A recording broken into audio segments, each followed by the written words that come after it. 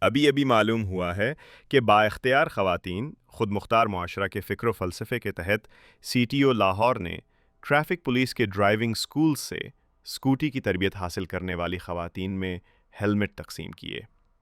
آبشار سینٹر میں منعقدہ تقریب میں S P traffic headquarters Mansoor Alhasan اور دیگر افسران نے شرکت کی۔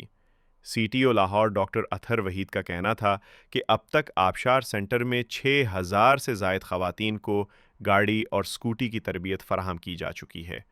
وزیر اعلیٰ پنجاب کے وژن کے مطابق خواتین کو بااختیار بنانے کے لیے ٹریفک پولیس لاہور ہر لمحہ کوشاں ہے۔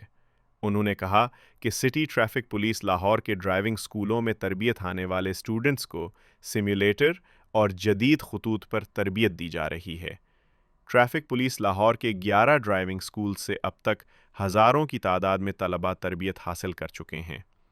انہوں نے مزید کہا کہ ڈرائیونگ سکولوں میں پریکٹیکل ٹریننگ کے ساتھ ساتھ اسٹوڈنٹس کو میکینیکل تربیت بھی دی جاتی ہے۔